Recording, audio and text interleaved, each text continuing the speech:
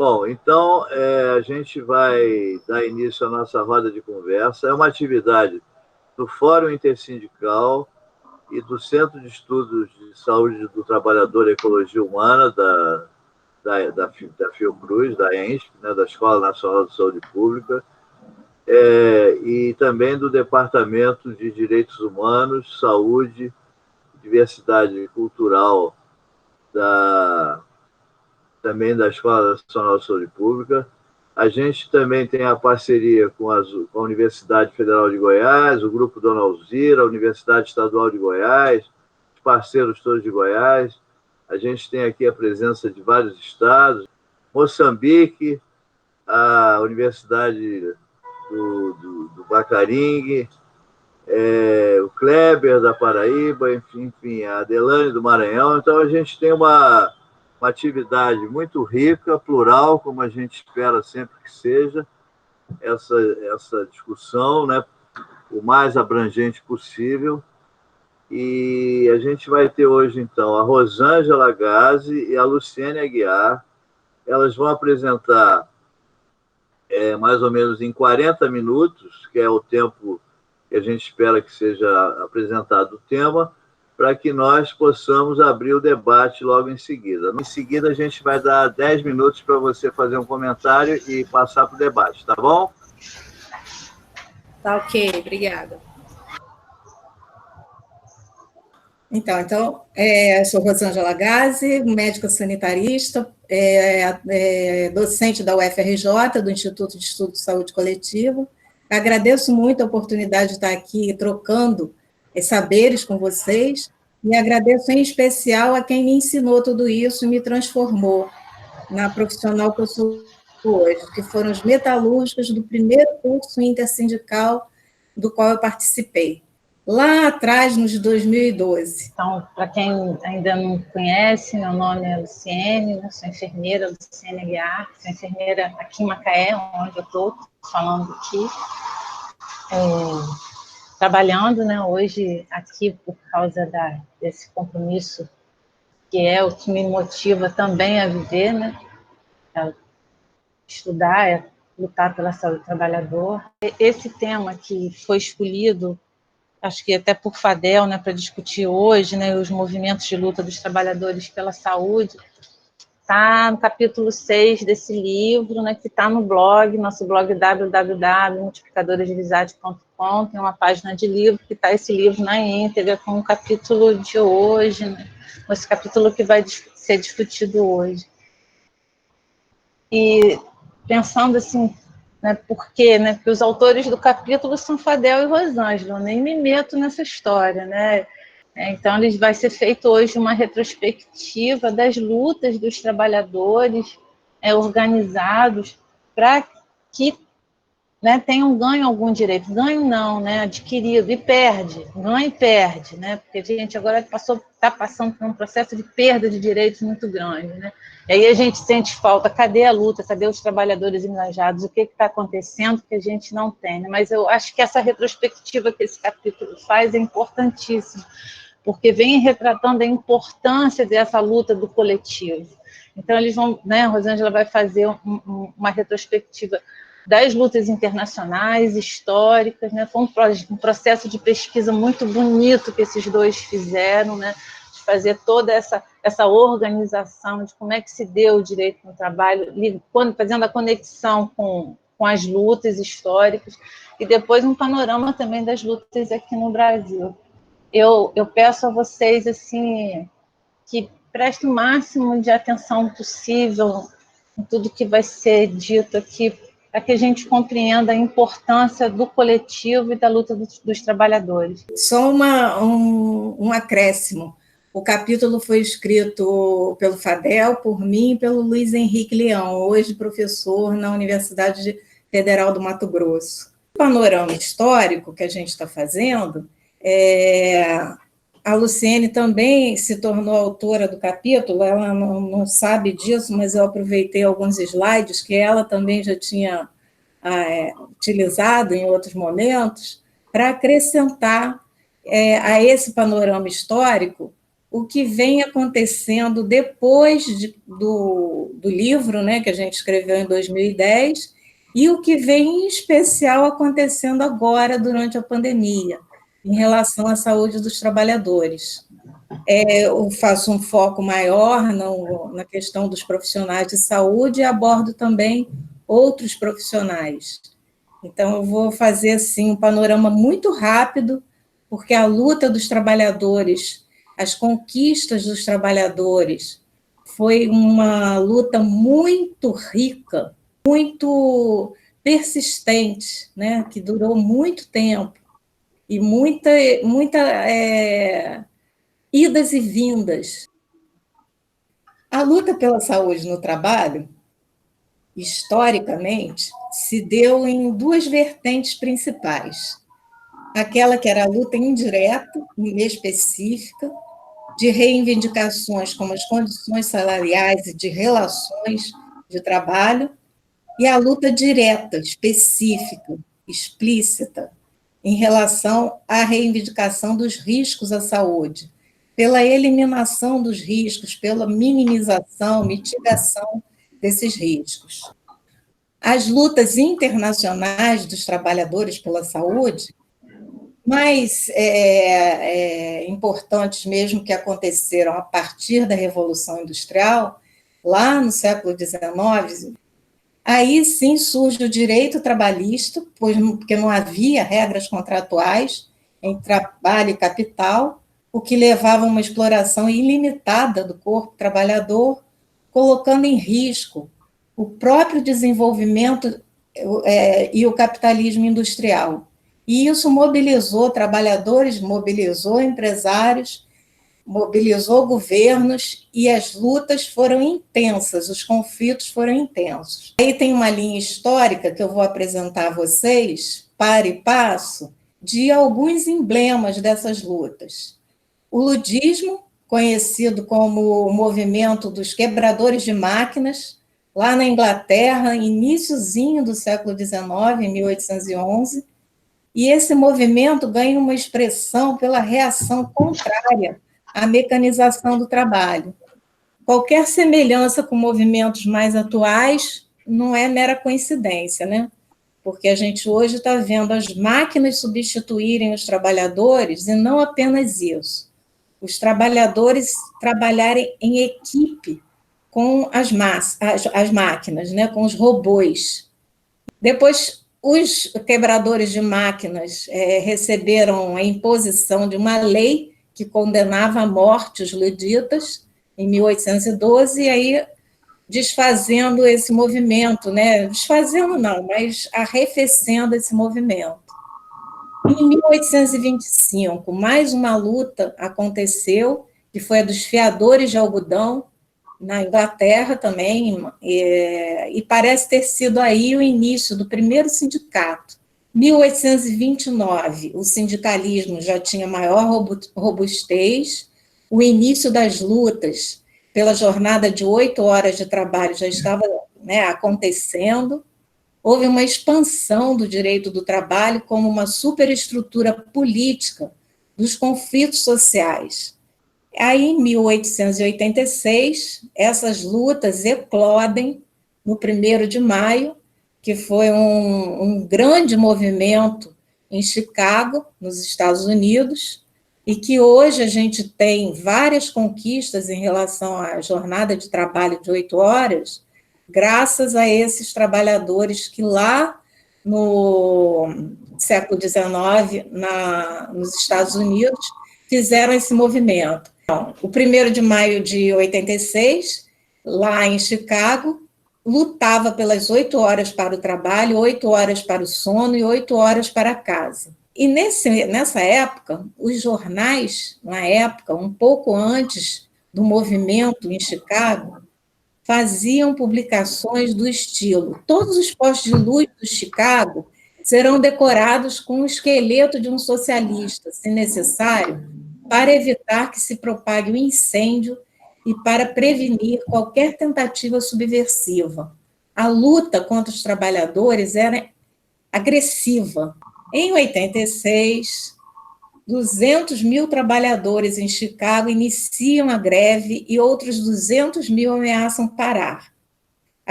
As mobilizações seguiram por 2, 3 dias, e o julgamento desses trabalhadores que foram presos foi pleno de irregularidades e violação das normas processuais.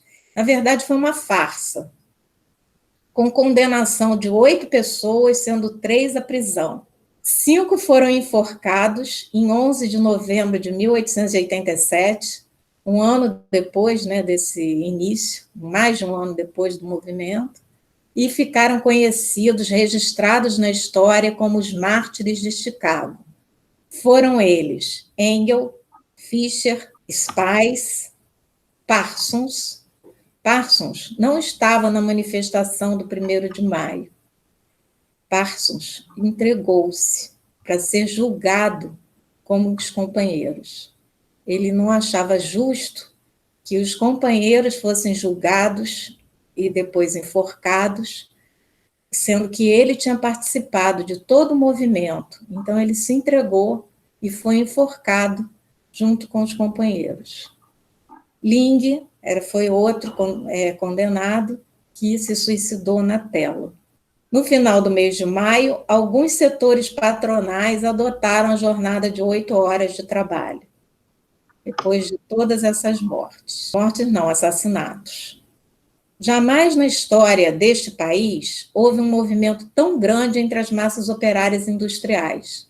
O desejo de diminuição da jornada de trabalho impulsionou milhões de trabalhadores a filiarem-se às organizações existentes, quando até agora haviam permanecido indiferentes à luta sindical.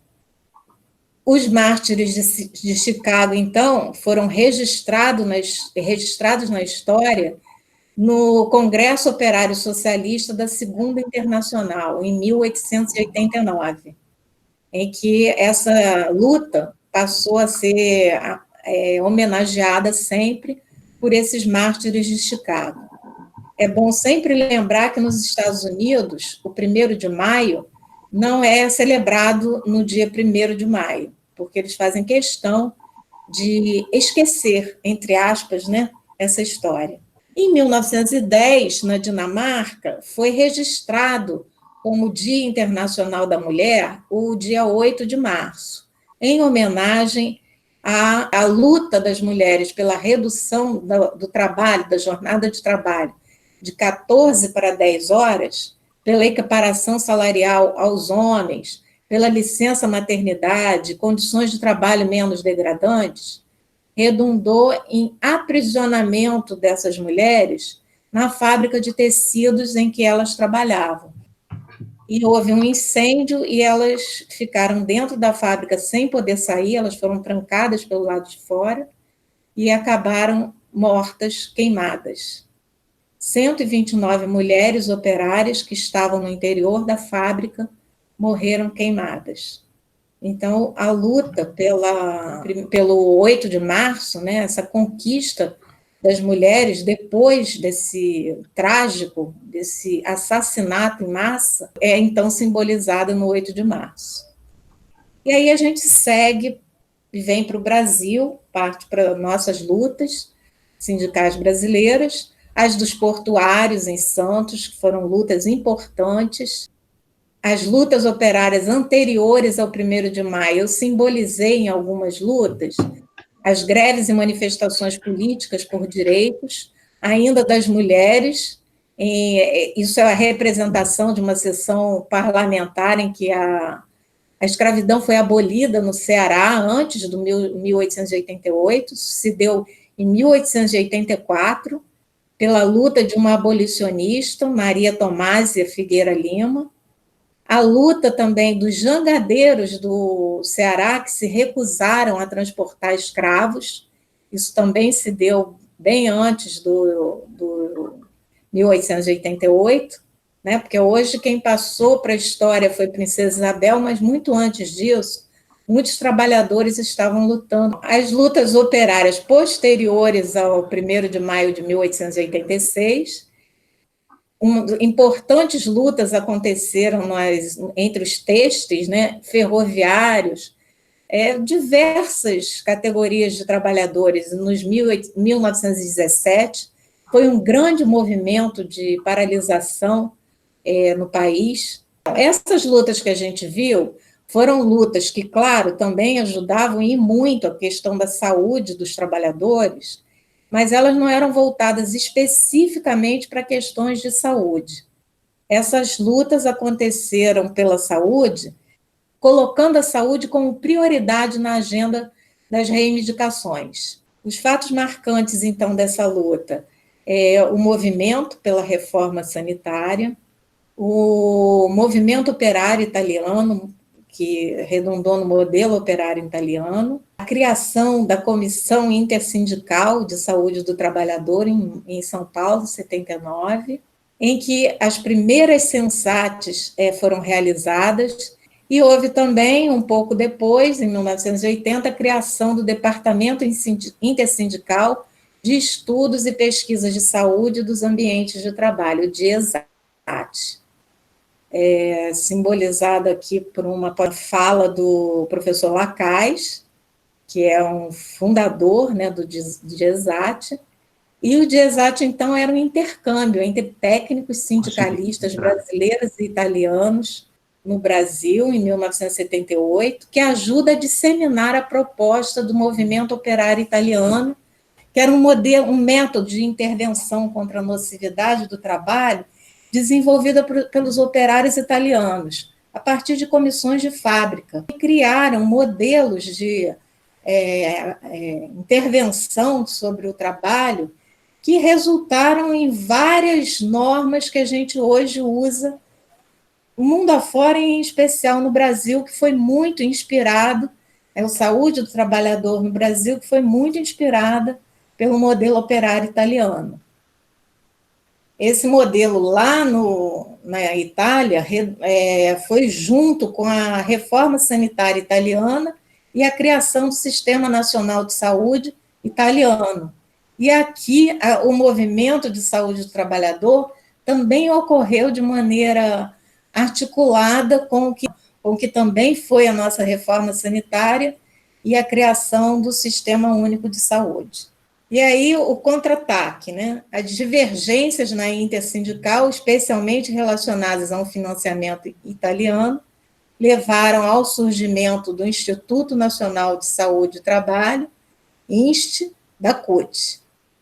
A luta dos trabalhadores, então, influenciou o nosso movimento de afirmação da área de saúde do trabalhador no campo da saúde pública, que é um campo da saúde pública, e um movimento organizado dos trabalhadores nesse período, que foram essenciais ao fortalecimento e à consolidação da área de saúde do trabalhador no SUS.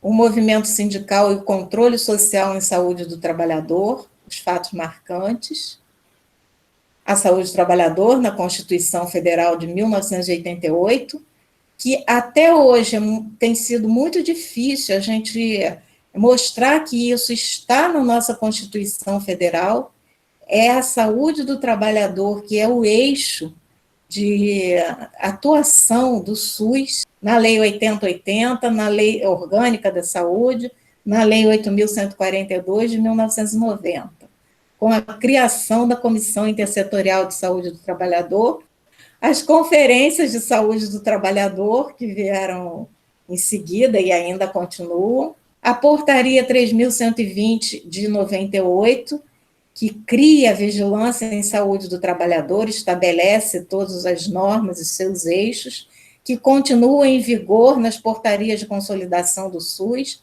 apesar de hoje estar sendo mais difícil encontrá-la, a criação da RENAST e a obrigatoriedade da formação de CISTs em todas as regiões, estados e entes da federação. Algumas lutas, então, outras lutas, né, emblemáticas, também são a do amianto, da silicose, da LER-DORT, do trabalho infantil, do servidor público, agronegócio, agrotóxicos, algumas lutas de adoecidos pelo trabalho, fundamental dizer que é com a participação dos trabalhadores e para os trabalhadores que essas ações são desenvolvidas. O resultado de algumas lutas levou a modificações de processos de trabalho ou banimento de produtos, como no caso da silicose, do amianto.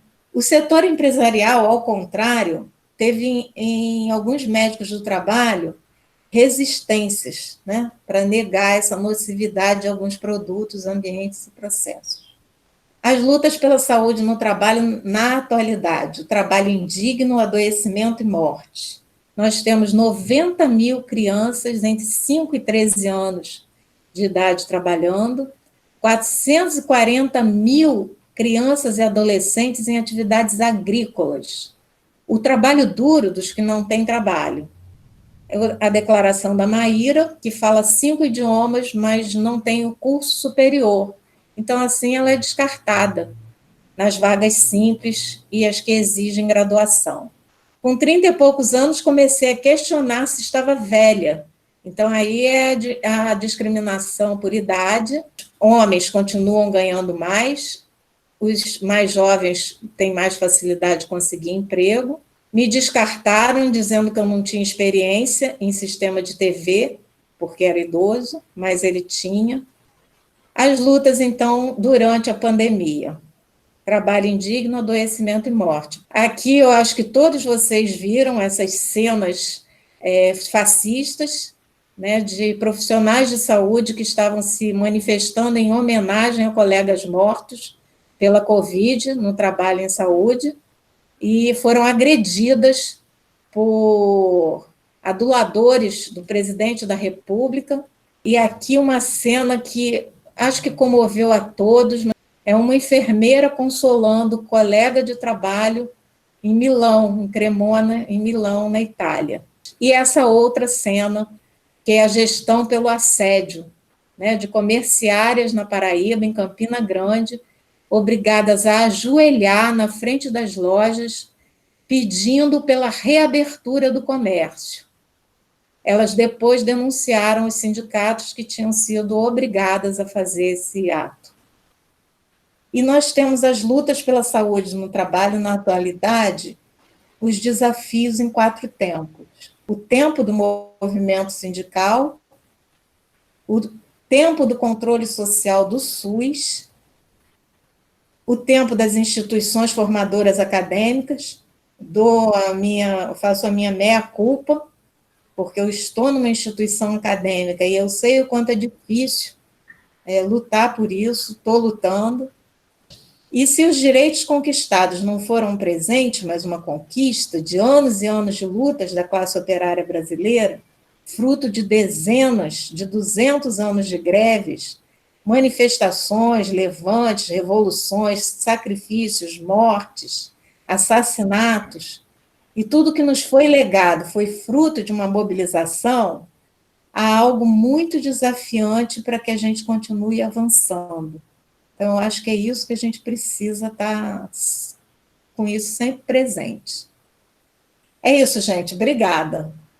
A gente vai passar agora rapidamente para a Luciene, para fazer a sua consideração, e depois também para a Larissa, tá? E em seguida vamos abrir o debate.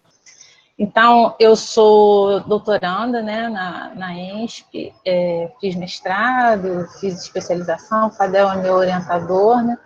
E minha angústia no doutorado é exatamente, está muito relacionado ao que a gente discutiu hoje, né? Por que a invisibilidade da saúde do trabalhador no SUS, né? Hoje eu acho que quem não é, o trabalhador, quem é do SUS, a gente está sentindo falta, porque estamos isolados, né? Enfrentando essa pandemia de uma forma muito isolada e muito refém, sem ter aonde se segurar, a recorrer, a não ser no que a gente sabe fazer, no que a gente pode fazer. Uma das coisas que a Rosângela falou foi o lulismo, né? E aí a gente pensa assim, o que é, né? O que foi essa coisa, essa quebradeira de máquina, né? Parece que isso está lá, que não acontece mais, né? Mas isso não, isso tem a ver com essa submissão que a gente sofre, que acaba gerando rancor, né? Muitos se suicidam, né? Se adoecem, violência contra o outro, né?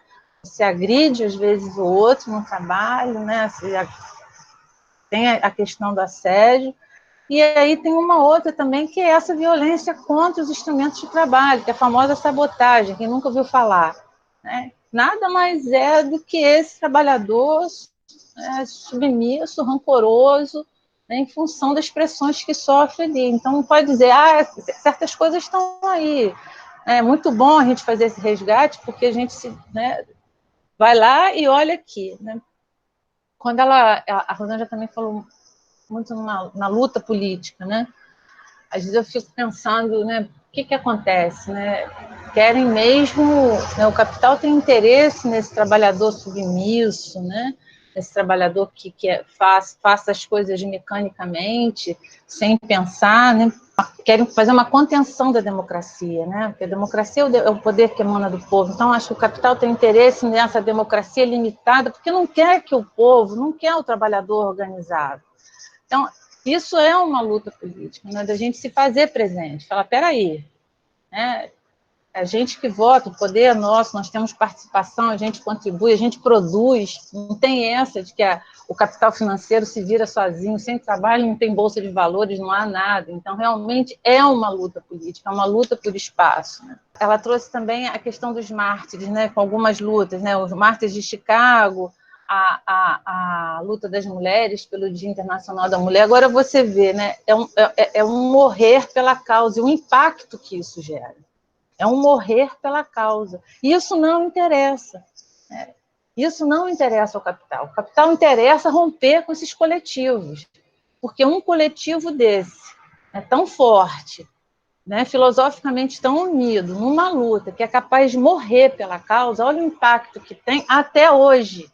Outra coisa que a Rosângela falou que eu achei muito interessante e verdadeira, essa coisa das rotas do capital, né? Você falou isso, as rotas do capital, né? O Covid, quase todas essas doenças elas vão seguir essas que a gente chama de rotas do capital, porque é onde, né, o processo de trabalho está acontecendo, onde tem aglomeração de trabalhador, onde está se dando a produção, é nas rotas também comerciais que as pessoas vão e vêm, né? Fazendo o trabalho, elas vão, trazem a doença, levam. Então, realmente, a doença está totalmente ligada ao capital, né? Ao mesmo tempo, para nós, né, mesmo nós, trabalhadores da saúde, estamos lá no campo, né? Eu vejo o esforço de todos e tal, e, ao mesmo tempo, aquele medo de falar, né? Tem um medo de falar. Pessoas que são empregadas domésticas, que estão na varreção de rua, o pessoal que está na barreira sanitária, são os guardas, são os PMs, o pessoal do supermercado, né? E aí a gente começa a perguntar algumas coisas para eles, eu começo a perguntar, eu sempre pergunto se está trabalhando. E o medo de ser desleal com o patrão, mas isso aí que eu estou falando não vai prejudicar meu patrão, não, né? A contenção que as empresas conseguem fazer, né, em cima do trabalhador, impedindo que ele lute, é tão grande que falar de um problema que está acontecendo no trabalho, onde a vida dele está em jogo, soa uma deslealdade. Porque são tantos códigos de ética, né? Além do fantasma do medo do desemprego, mas são tantos códigos de ética, tantos códigos de conduta, explícitos ou implícitos, que a pessoa acha que aquilo ali ela pode prejudicar o patrão, ela pode perder o emprego dela, então ela não quer. Fora isso, esses padrões de concorrência, competitividade que a gente está vendo frequentemente, principalmente hoje na lida, né, que individualiza. As pessoas, os grupos não querem se falar, né? Os grupos não se falam, os grupos competem. Né? A competição entre as empresas, essa competição entre as empresas se reproduz na prática do trabalho. Você pega uma pessoa dessa de call center, meu Deus, imagina se aquilo ali não representa um risco. Isso é o quê? Dá um vidrinho de veja para um trabalhador de call center, Rosângela, o que eu acho que seja? Isso é humilhar a pessoa, isso é uma humilhação. falar para um trabalhador do comércio que ele só precisa de máscara é humilhar o cara. É humilhar, porque ele não precisa só de máscara. Ele, além de precisar de máscara, ele precisa aprender a usar a máscara. Ele precisa aprender como é que ele chega em casa, tira a roupa, cuida das coisas. Ele precisa aprender a usar uma luva. Ele precisa compreender como é que a contaminação se dá. Então, isso é uma forma de eu entendo assim, como uma forma de humilhar. O assédio moral, né, que isso, para mim, dá um vidrinho de veja. Não dá EPI qualificado para as pessoas, não dá orientação, não explicar, deixar essas filas horrorosas nos bancos acontecerem. São todas formas de humilhar uma pessoa. Porque imagina, uma pessoa que precisa de R$ 600 fica na fila o dia inteiro por causa, né, das dificuldades que o próprio governo não soube organizar a nível central, como que seria, né, dentro de uma pandemia, liberar esse recurso financeiro, obrigando que as pessoas, né, vão para a fila diariamente, é uma forma de humilhar ela. O seu comentário, Larissa, para a gente abrir o debate, tá bom? Eu sou Larissa, sou fisioterapeuta, estive no Sereste Goiás, do Estado. Eu estou como fiscal de vigilância sanitária em saúde do trabalhador e estou aqui como membro do grupo de jeito de resistência, né, em Goiás. E já agradeço a oportunidade e a confiança do professor Zegnar, professor, estarmos aqui fora. E essa luta não para, como disse a Ângela no chat, essa luta, né, ela tem vírgulas, tem ponto, parágrafos, mas ela continua. E como ela se formula nesses tempos de Covid, a gente tem discutido em vários espaços, né, a DIESAT, a Abrache, Renaste, enfim, vários espaços, vários sindicatos têm anunciado isso, como essa luta se reformula agora, né, com hackers entrando no grupo, internets que caem, como esse trabalhador está envolvido nesse novo formato de luta, né, fique para a gente estar discutindo. Eu vou dizer um pouquinho, já que a gente não combinou, mas ficou implícito, que como a gente se transformou, né, como primeiro contato com a ação do trabalhador.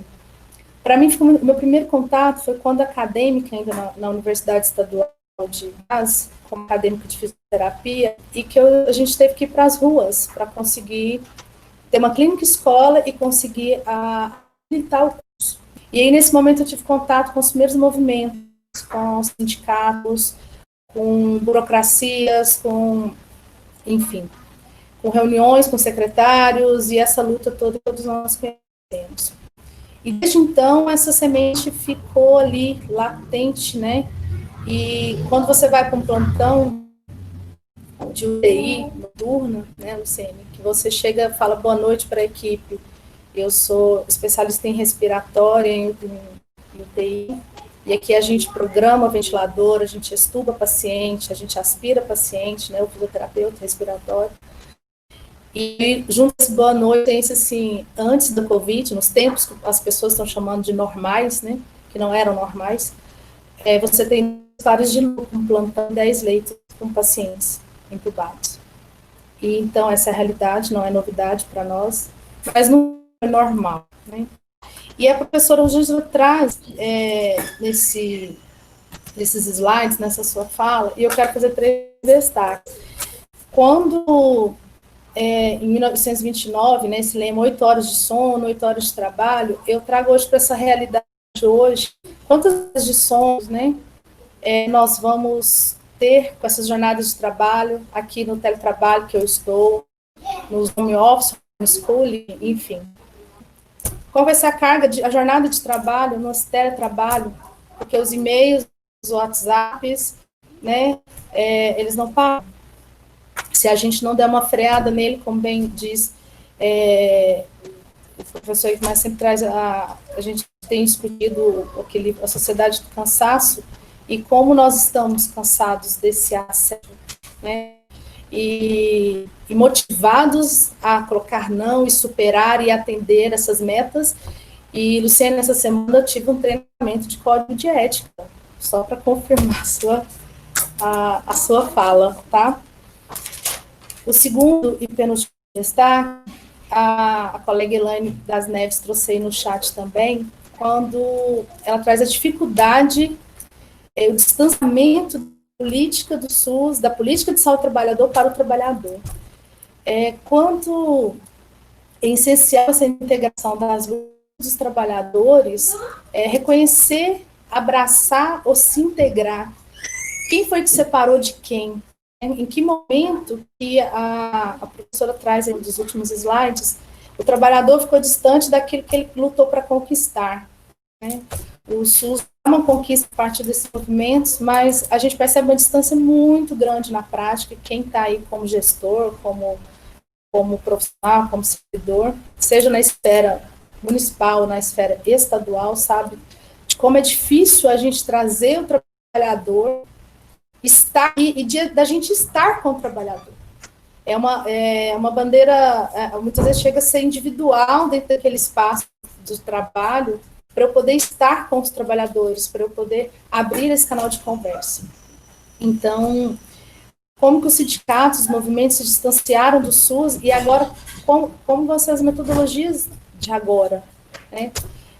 A gente está números, boletins, notas técnicas, fluxos de processos de trabalho, mas em nenhuma dessas ainda continua o trabalhador à margem, né? A variável trabalho, muitas vezes entre os próprios colegas que estão envolvidos nas políticas de saúde pública do SUS.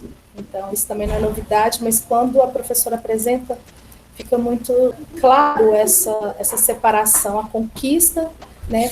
Uma árvore que não reconhece o fruto, né? O fruto que já caiu da árvore, enfim. Nessa linha do tempo, professor, eu e para o grupo, os colegas que estão aí, como se posiciona agora? A gente tem visto a movimentação de lives e é um esforço muito grande, né?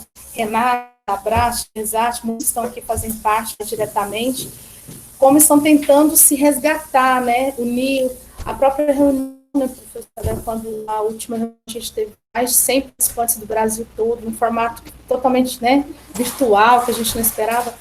Como que a gente vai se posicionar, se revelar para continuar nessa luta? Como que a gente vai estar nessa linha do tempo? Né?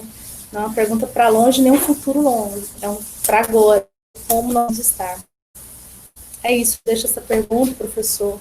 Então, foi dada a partida para os comentários e as perguntas. Então, o que eu quero começar, né, é dizer, fazer uma denúncia, né? Que, na verdade, o sindicato está na luta para reconhecer o adoecimento pela Covid como doença ocupacional na situação dos trabalhadores que são ditos como essenciais. O bancário, particularmente falando, ele trabalha com papel moeda, que é um veículo de contaminação imenso, né? Porque isso passa na mão de todo mundo e você não tem como esterilizar, né? Fora as filas absurdas que foram ditas aqui, né? Que são geradas por uma inoperância aí do governo federal, que traz para o trabalhador uma responsabilidade que não é dele, porque, na verdade, a Caixa Econômica Federal, ele é um agente pagador, ele não cria cadastro, ele não facilita o cadastro, ele não gera listas, ele simplesmente paga o que a DataPrev gera de lista.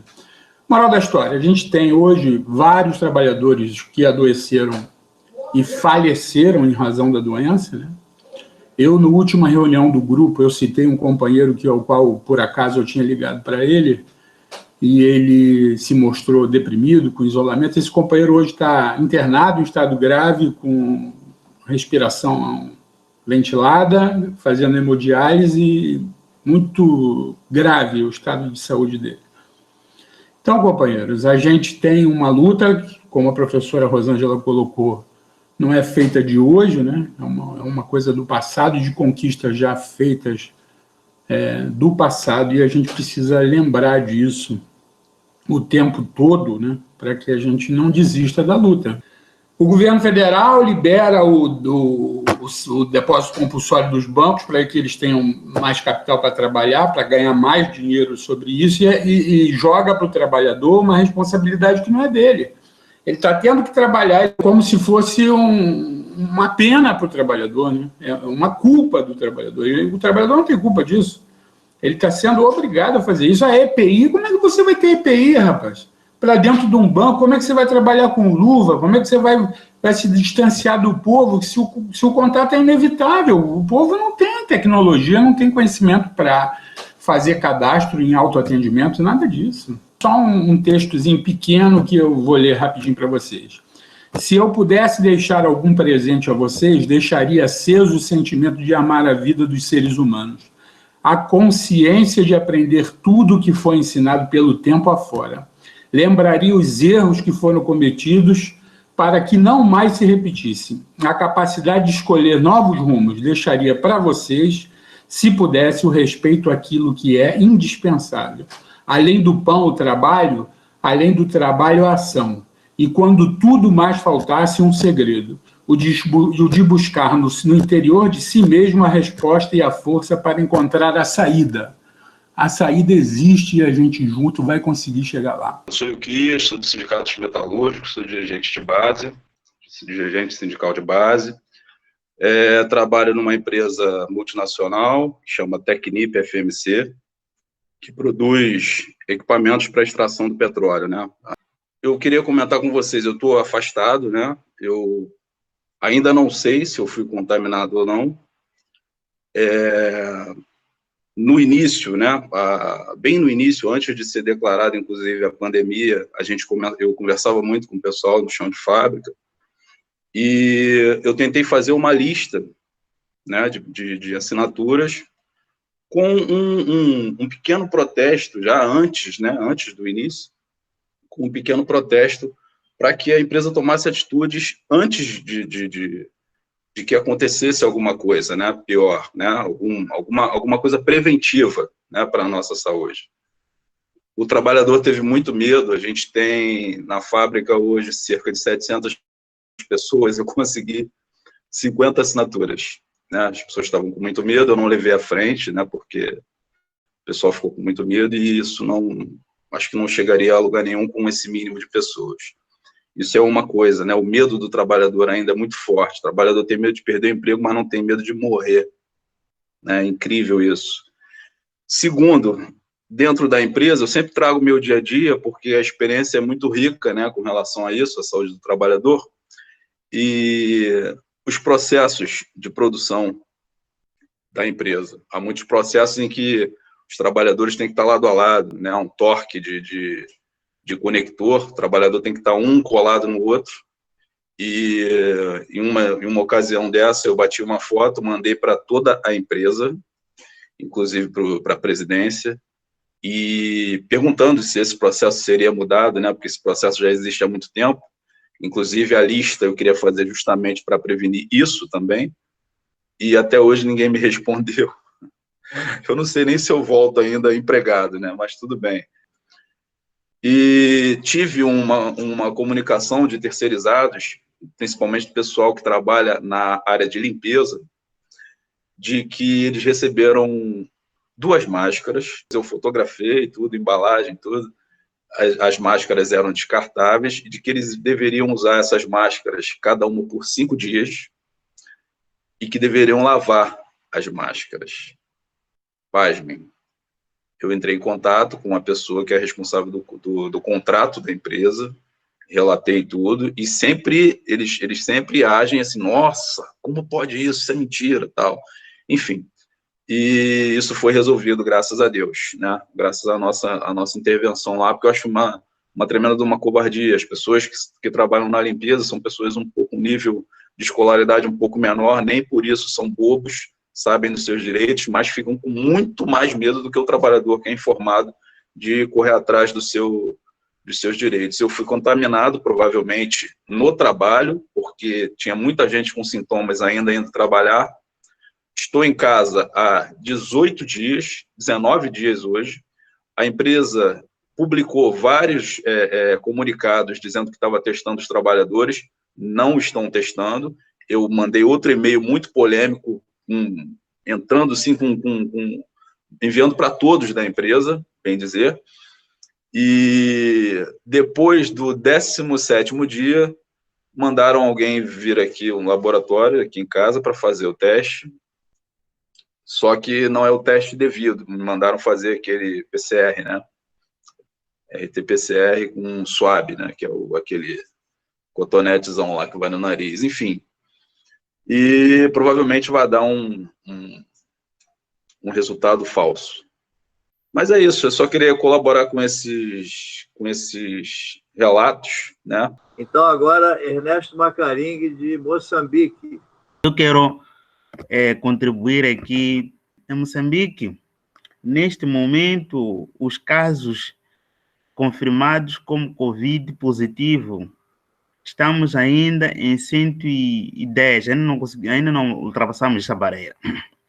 Destes aqui, quase que 90% das infecções testadas positivo foram detectadas no centro do projeto da fábrica do gás natural liquefeito em Cabo Delgado. Quer dizer, este centro, este acampamento da FUNGE, é um acampamento que concentra lá trabalhadores de todo o mundo que fazem parte deste projeto, desta fábrica, são provenientes da Austrália, da Itália, Estados Unidos da América, um pouco por todo o mundo. São estas pessoas que efetivamente concentram um grosso número das infecções testadas positivo. Isto é interessante, porque mostra-nos a relação, de fato, como a Rosângela falava, a relação do Covid com as questões do trabalhador, com as questões do capital.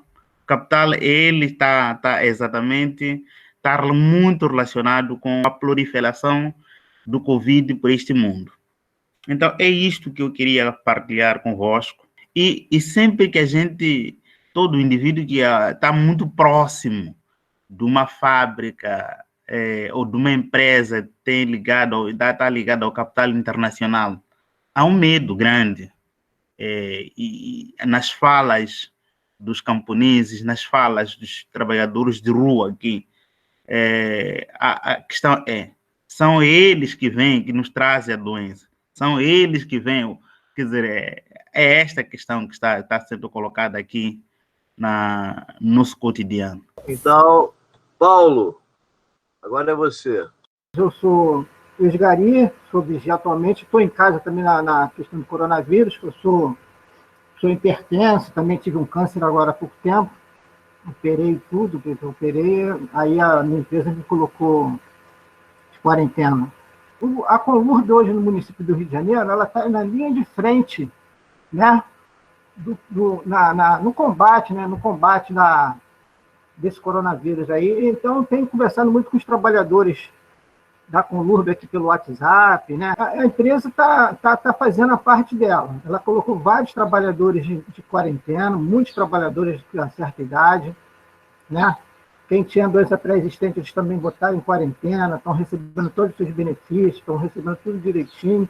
Aquela medida provisória 927 chegou no Supremo, né? Até o artigo 30, que fala da questão do ex-causal, né? Os trabalhadores tinham que provar que o Supremo derrubou. Eu entendo, depois de criar um esclarecimento, eu entendo ali que os trabalhadores que estão na linha de frente, que foram contaminados pelo coronavírus, é considerado doença de trabalho. A gente não precisa nem estabelecer nexo causal. Os que estão na linha de frente ali, né? Acho que tem que ser obrigatória a emissão de CAT, né? Tem que ser obrigatória a emissão de CAT. Como é que vai ser isso? Está acontecendo de alguns casos lá da Conlurb que alguns trabalhadores realmente foram contaminados, né? Foram contaminados em casa, né? É inevitável a contaminação agora. Por cuidado que a pessoa toma, mas sempre tem essa possibilidade de estar acontecendo em alguns casos. O CAT vai ter que ser obrigatório? Essa é a minha indagação aí para todos. Hein?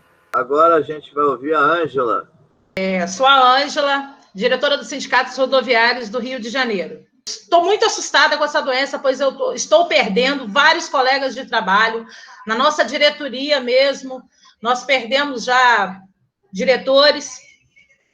Estou atuando estou tirando plantão direto no sindicato. Hoje eu não fui porque está chovendo, estou indo de bicicleta para não pegar o transporte. Olha, você vê o cúmulo, né? Porque são vários colegas infectados. O telefone toca no sindicato o tempo todo, pessoas fazendo denúncia porque não tem máscara, não tem o álcool gel, as empresas não estão fazendo higienização nos pontos finais.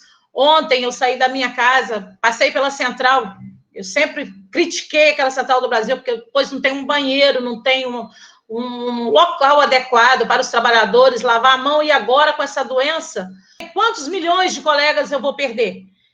Porque só trabalhadores até agora, por alto, nós já perdemos mais de 40. Infectados, não sei quantos, porque o meu telefone toca toda hora, é uma esposa, é um irmão falando que o companheiro está infectado. Obrigado, Ângela. Agora a gente tem a Osana. Eu sou Osana, eu sou psicóloga já há 9 anos e atuo nessa área de saúde do trabalhador. E eu queria fazer um comentário, porque essa frase tem sido repercutida nessa época de pandemia com uma força muito grande, que é: as pessoas estão com medo de perder o emprego e não estão com medo de morrer.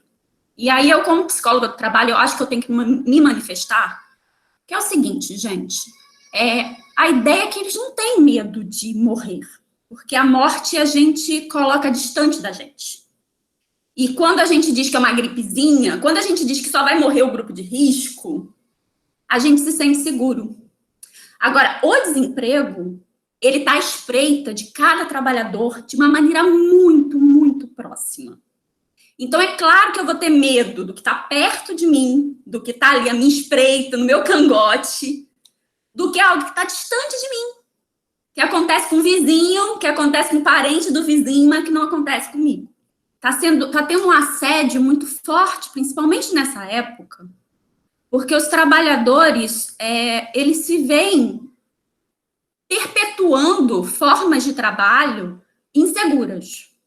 Porque a verdade é, para existir um profissional que esteja distribuindo 2 máscaras e dando orientação de você usa por 5 dias, são vários trabalhadores que estão perpetuando práticas inseguras, numa gestão insegura, numa gestão de morte, numa gestão de risco, muito próxima ao nazismo, né? Em que a gente via pessoas ali tratando o outro, né, como número, como objeto, o trabalho ali como algo que fosse educativo, curativo, na moral dos outros. Então, me vem muito isso à cabeça, que assim, hoje eu vejo profissionais de gestão fazendo uma gestão de risco, uma gestão de morte, perpetuando isso como uma prática de trabalho em que eles sofrem porque eles sabem que estão colocando pessoas em risco, mas o trabalho é o principal, e a gente está vendo a política privilegiando, né, o trabalho e a economia, e isso não se faz diferente na prática diária de cada um desses trabalhadores, porque a questão é, se eu posso morrer trabalhando, sem o trabalho eu posso morrer também. Então, eu acho que a gente tem que fazer ponderações e entender que lugar que esse trabalhador está vivendo, que é um lugar de sofrimento, sim, porque não é só medo de morrer, é medo de perder o trabalho também. São 2 medos. Na verdade, são 3.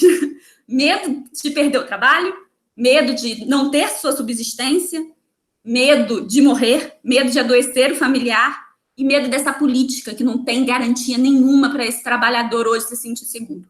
Obrigado, Osana. Com certeza a sua fala é pertinente e a gente vai ter comentários sobre isso. Queria fazer uma menção aqui que a Fátima Rangel também ingressou na reunião, ela está com dificuldades, mas fica o registro aqui, a Fátima Rangel também do SEST, Centro de Estudo de Saúde do Trabalhador e Ecologia Humana da Fiocruz. Agora é a Daphne. Eu escrevi uma umas coisas aqui, e queria dizer também que eu participo do Comitê Covid do Sindicato dos Comerciários, onde nós estamos estudando os óbitos e adoecimentos dos trabalhadores comerciários, principalmente os comerciários que estão nos supermercados, né, hoje, e que tem canal de denúncia já pelo Sindicato dos Comerciários, e a gente tem recebido essas denúncias. E como Sereste, eu estou tendo assento nesse comitê e estou tendo a experiência, né, de participar com outros trabalhadores também, dirigentes sindicais, o jurídico lá, e cada dia a gente aprende uma coisa um com o outro, né? Eu vou passar, então, a palavra para Rosângela, Luciene e Larissa, depois a gente vai partir para o encerramento. Primeiro, eu quero dizer que quando eu coloquei algumas imagens e perguntei se o Covid-19 pode ser transmitido ali, porque eu precisava colocar só algumas. Eu acho que todos os setores produtivos, todos, estão com risco de contágio pelo Covid. E aí eu vou puxar uma outra questão que foi trazida. Se o nexo causal, como é que fica o nexo causal? Eu não quero entrar nessa questão do nexo causal propriamente, porque eu acho que isso vai demandar outro seminário, um webinário, né? Mas o nexo causal está dado, na minha opinião, quando você diz que as pessoas têm que se manter distanciadas socialmente, e quando estão em filas, em aglomerações, em mercados, em farmácias, deve-se manter 2 metros de afastamento entre elas, está dado o que não pode acontecer em nenhum setor de trabalho. Menos de 2 metros entre as pessoas, o risco existe. Não é uma questão de tem um exame positivo ou não tem um exame positivo. É uma questão de que o risco está presente. A partir do que eu já falei de exame, eu queria falar sobre os exames que a gente tem até hoje. Eu não sei se isso vai trazer mais preocupação ou menos, mas os exames que se tem, por enquanto, que o conhecimento conseguiu desenvolver, a tecnologia, não tem uma confiabilidade nem sequer razoável. Então, nem tem confiabilidade para se ter certeza de que seja positivo e nem para se ter certeza que seja negativo. Então, isso eu acho que é uma coisa que precisa estar presente quando nós estamos falando de ambientes e processos de trabalho. Eu acho que o que a gente precisa mesmo é pensar numa forma de desenvolver estratégias para uma reestruturação produtiva a favor do humano, a favor da humanidade, porque há alguns anos a gente vem vendo a reestruturação produtiva a favor do capital. Então, eu acho que a gente precisa, em conjunto, todos os trabalhadores de todos os setores produtivos, as mãos dadas, em torno de traçar estratégias pela reestruturação produtiva para a humanidade. É isso. Bem que anotei brevemente o que me chamou a atenção na fala de cada um, né? E aí, Ronaldão, você fala assim que é possível vencer, né? Toda a situação dos bancários e fala assim, poxa, mas é possível vencer. E aí é isso, a gente tem que sair desse medo, né, dessa coisa individual, tem que partir coletivo. Eu acho que a gente pode vencer, sim. Mas, principalmente compreendendo que nós, trabalhadores, somos os mais atingidos por essa doença nesse momento, né, pelo menos aqui, pelo que a gente está enxergando, e fazer uma coalizão de lutas, né, por mais difícil que seja. A gente tem uma construção muito tempo aí na cabeça da gente, né? E trabalhar é digno, né? E morrer trabalhando, coisa digna, né? Enfermeiro morrer trabalhando, profissional morrer trabalhando em defesa da população, somos heróis, né? Então, tudo muito digno, né? Lutar, né? Reclamar, reivindicar, se indignar, isso não pode, né? Isso é indigno. Então, a gente compreender que tem toda uma dinâmica por trás disso, né? E que essa construção do medo, ela é importante, sim, como ferramenta de controle. À medida que a gente só apavora as pessoas, só coloca medo e não orienta, não direciona, não dá formas de fazer melhor, né, e instala o medo, o pânico, lógico que eu controlo esse grupo que está com medo melhor. O Fadel usa muito na aula que ele dá do SUS, uma fala do Arouca, né, do Sérgio Arouca, lá na 8ª conferência. Ele fala que saúde é a ausência do medo. Ninguém com medo pode ter saúde. O trabalho continua invisível. A categoria trabalho continua invisível agora no Covid, mais ainda. Ninguém quer relacionar, não há um desejo de relacionar o adoecimento com o trabalho. A Rosângela bota lá nos slides o jangadeiro, né, o Dragão do Mar, o Chico da Matilde, né? E a gente se inspira um pouco nisso, né? Porque é um trabalhador, um jangadeiro, né? Ele fez a diferença. E eu acho que nosso heroísmo pode estar nisso, né? A gente fazer a diferença com relação à proteção à saúde dos trabalhadores, em relação a permanecer na luta por isso, não desistir, a enfrentar, a se indignar, a estar aberto para o diálogo, a orientar, a aprender, a viver com isso de uma forma mais coletiva, né? Lembrando bem, a gente não pode, por favor, se iludir com essas coisas que o isolamento precisa acabar. O sistema, nosso grande medo é isso, do sistema não dar conta, né, com as pessoas indo para a rua, indo para a academia, indo para a barbearia, para salão de beleza, né? É o que nosso presidente está anunciando, porque o sistema colapsando não vai dar, né? Assim como está hoje, aqui em Macaé a gente está sob controle, por exemplo, mas tem cidades que já não está. Já está difícil, imagina se o sistema entrar em colapso. Então, vamos nos manter firmes em isolamento. A gente se discute com uma discussão de assédio, né? Todos os órgãos, os Serestes aqui discutiram. O assédio era uma coisa no campo do subjetivo, falava-se muito as palavras, os posicionamentos, enfim. E hoje, quando você passa na rua e vê uma fila nas portas dos bancos para tentar alcançar esses R$600, e se torna uma paisagem material. Então, reflexão de como a gente sai do assédio no campo subjetivo e materializa numa paisagem, que pode ser fotografada, né? Então, assim como o paninho e o Veja lá do pessoal do telemarketing, né? Então, eu gosto de falar, de discutir territórios, e agora esse território está num campo mais subjetivo e hoje se tornam paisagens que podem ser fotografadas. E é isso. Muito obrigada. Perguntar rapidamente ao Renato Bonfatti e ao Marcelo Moreno se querem fazer uma saudação. O Renato, por ser da coordenação, e o Marcelo também, coordenação pelo SESC, se querem fazer uma saudação. E queria fazer um esclarecimento com relação ao nexo causal do coronavírus, que isso foi uma decisão do Supremo Tribunal Federal, colocar o coronavírus como doença relacionada ao trabalho. Basta ter no trabalho fatores de risco. Pelo que a gente viu aqui dos depoimentos, todas as áreas que trabalhadores que foram comentadas aqui apresentam claríssimos fatores de risco.